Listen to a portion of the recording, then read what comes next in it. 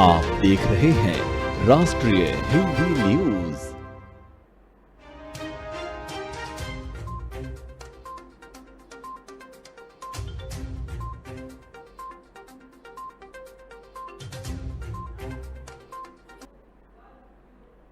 नमस्कार, राष्ट्रीय हिंदी न्यूज में आपका स्वागत है और आपके साथ हूं मैं अंजना राठौर। बढ़ते हैं खबरों की ओर। केंद्र सरकार ने एनडीए के राष्ट्रपति पद की उम्मीदवार द्रौपदी मुर्मू को Z+ सुरक्षा दी है। केंद्र सरकार ने द्रौपदी मुर्मू को सीआरपीएफ कर्मियों का Z+ सिक्योरिटी कवर दिया है। भारतीय जनता पार्टी ने मंगलवार को संसदीय दल की बैठक के बाद राष्ट्रपति चुनाव के लिए एनडीए की तरफ से झारखंड की पूर्व राज्यपाल द्रौपदी मुर्मू को राष्ट्रपति पद का उम्मीदवार बनाया है। एनडीए उम्मीदवार द्रौपदी मुर्मू का जीतना लगभग तय माना जा रहा है। अगर वो जीतती है तो वो देश की पहली आदिवासी महिला राष्ट्रपति बनेंगी। इसके साथ ही देश के 15वें राष्ट्रपति के रूप में वे शपथ लेंगी। अधिकारियों के मुताबिक बीजेपी की ओर से द्रौपदी मुर्मू को राष्ट्रपति पद की उम्मीदवार होने की घोषणा के तुरंत बाद ही केंद्रीय गृह मंत्रालय ने सीआरपीएफ को द्रौपदी मुर्मू की सुरक्षा की जिम्मेदारी संभालने के लिए अपने वीआईपी सुरक्षा दल को तैनात करने का निर्देश दिया है। गृह मंत्रालय के आदेश के बाद उड़ीसा स्थित अर्धसैनिक बल के करीब 14 से 16 जवानों की एक टुकड़ी ने मुर्मू को सुरक्षा मुहैया कराने का काम अपने हाथों में लिया है। अधिकारियों ने कहा है कि वो राज्य और देश में जहां भी जाएंगी, जवान उनके साथ रहेंगे।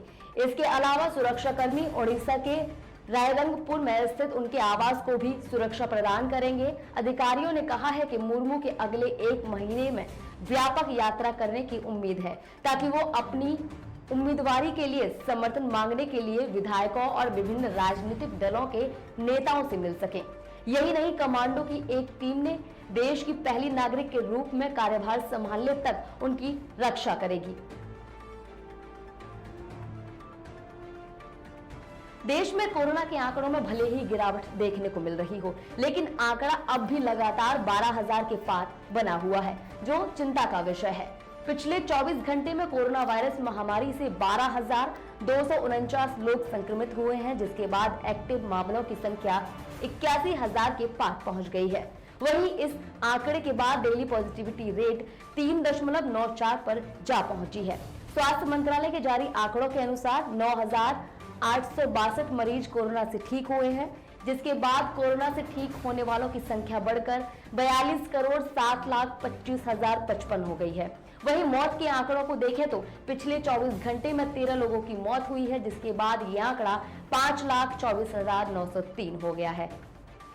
वहीं देश की आर्थिक राजधानी मुंबई में पिछले 24 घंटे के अंदर जानलेवा कोरोना वायरस के 1,781 नए मामले सामने आए हैं, जो कल की तुलना में 471 ज्यादा हैं। पिछले दिन कोरोना से 1 की मौत हुई थी। हालांकि सोमवार को 2 मरीजों की मौत हुई थी, जबकि मुंबई में सोमवार को 1,310 केस दर्ज किए गए थे।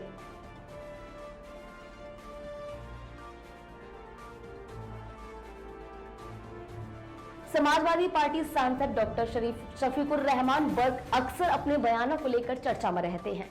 बीते दिनों से योगी सरकार में बुलडोजर एक्शन काफी चर्चा में रहा। इसको लेकर अब संभल में सपा सांसद ने एक बड़ा बयान दिया है।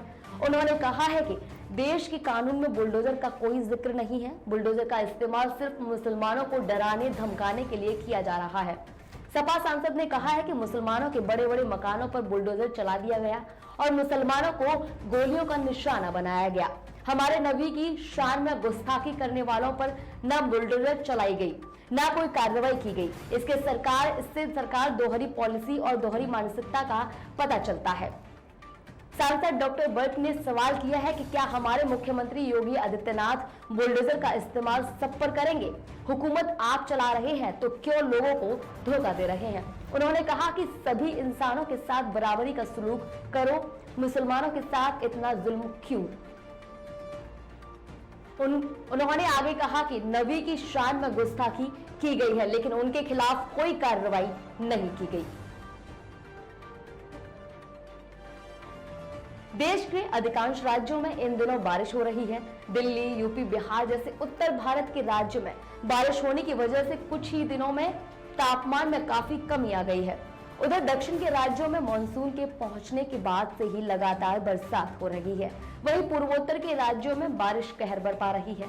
असम, मेघालय जैसे राज्यों में बाढ़ से स्थिति खराब हो गई है। मौसम विभाग का अनुमान है कि आज दिल्ली में बारिश तो नहीं होगी, लेकिन बादल जरूर छाए रहेंगे। उधर बिहार समेत कई राज्यों में आज झमाझम बारिश के आसार हैं। मौसम विभाग के अनुसार राष्ट्रीय राजधानी दिल्ली में आज का न्यूनतम तापमान 25 डिग्री और अधिकतम तापमान 34 डिग्री सेल्सियस रहने का अनुमान है। वहीं गुजरात के अहमदाबाद में आज भी बारिश होगी। यहां का न्यूनतम तापमान 29 डिग्री सेल्सियस रहेगा, जबकि अधिकतम तापमान 40 डिग्री सेल्सियस रहेगा। मध्य प्रदेश के भोपाल में आज का न्यूनतम तापमान 23 डिग्री सेल्सियस और अधिकतम तापमान 34 डिग्री सेल्सियस रहेगा। यहां आज बारिश के साथ साथ आंधी तूफान आने की आशंका है। मौसम विभाग का कहना है कि झारखंड, बिहार, दक्षिण पूर्व उत्तर प्रदेश के कुछ हिस्सों की ओर मानसून आगे बढ़ रहा है।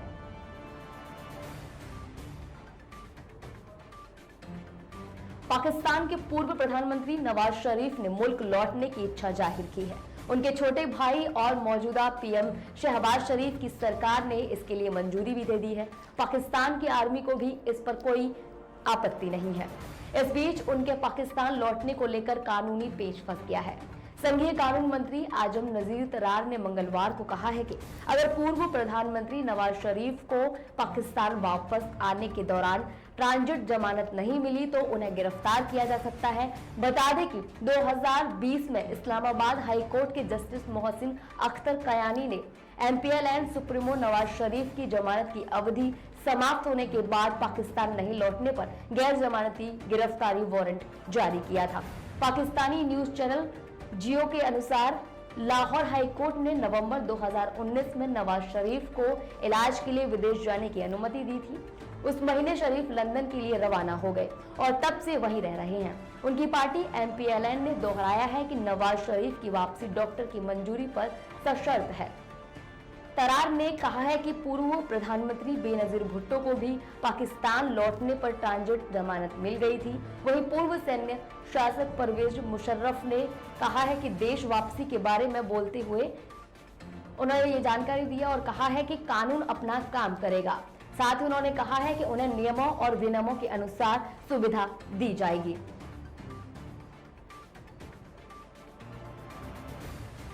केदारनाथ धाम में आए दिन तीर्थयात्रियों के साथ घटनाएं घटती जा रही हैं। हर दिन यात्रा मार्ग में मौतों का होना पूरी केदारनाथ यात्रा में चिंता का विषय बना हुआ है। बुधवार को केदारनाथ धाम के दर्शन पर गौरीकुंड लौट रहे राजस्थान निवासी 2 तीर्थयात्रियों के ऊपर पत्थर गिरने से दोनों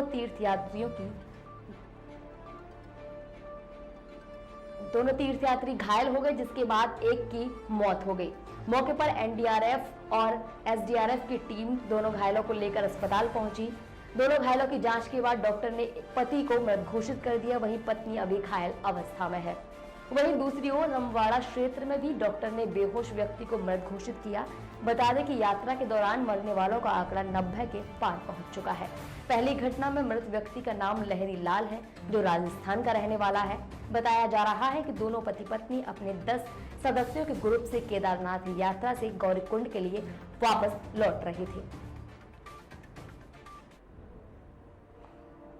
बीजू जनता दल प्रमुख और ओडिशा के मुख्यमंत्री नवीन पटनायक ने द्रौपदी मुर्मू को भारतीय जनता पार्टी नीति राजग द्वारा राष्ट्रपति पद की उम्मीदवार बनाए जाने पर प्रसन्नता व्यक्त करते हुए मंगलवार को कहा कि ये उनके राज्य के लिए और उनके लोगों के लिए गर्व का क्षण है। पटनायक ने मुर्मू को उम्मीदवार पर बधाई देते हुए कहा कि माननीय प्रधानमंत्री नरेंद्र मोदी जी ने मेरे साथ इस पर चर्चा की तो मुझे खुशी हुई। ये वास्तव में ओडिशा के लोगों के लिए गर्व का क्षण है। पटनायक ने ट्वीट करते हुए कहा कि उन्हें यकीन है कि मुर्मू देश में महिला सशक्तिकरण के लिए एक उदाहरण स्थापित करेंगी। बता दें कि पिछले राष्ट्रपति चुनाव में भाजपा ने दलित नेता रामनाथ कोविंद को अपना उम्मीदवार बनाया था और इस बार एक आदिवासी नेता को इस पद के लिए उम्मीदवार बनाकर समाज में एक संदेश देने की कोशिश की है। भाजपा अध्यक्ष JP नड्डा ने पार्टी के संसदीय बोर्ड की बैठक के बाद एक संवाददाता सम्मेलन में मुर्मू के नाम की घोषणा की, जिसमें प्रधानमंत्री नरेंद्र मोदी और अन्य वरिष्ठ नेता शामिल थे। इस बीच द्रौपदी मुर्मू ने कहा कि उन्हें उड़ीसा के सभी दलों के सांसदों और विधायकों का समर्थन मिलने की उम्मीद है, क्योंकि वो उस प्रदेश की बेटी हैं। उन्होंने कहा, मुझे आशा है कि मुझे उड़ीसा के सभी विधायकों और सांसदों का समर्थन प्राप्त है।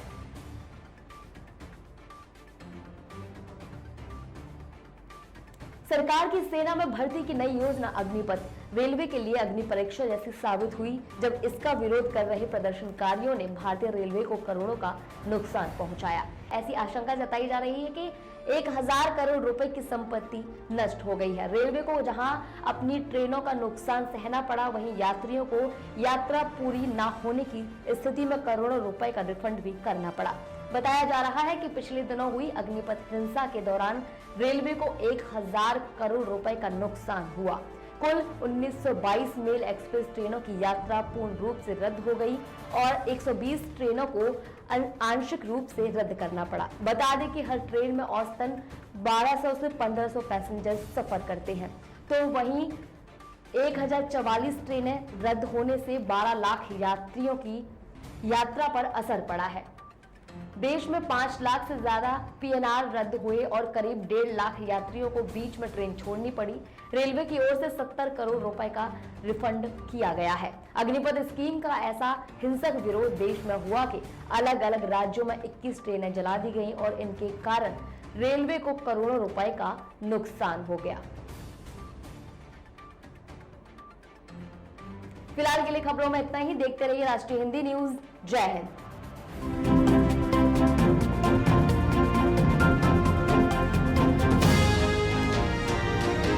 आप देख रहे हैं राष्ट्रीय हिंदी न्यूज।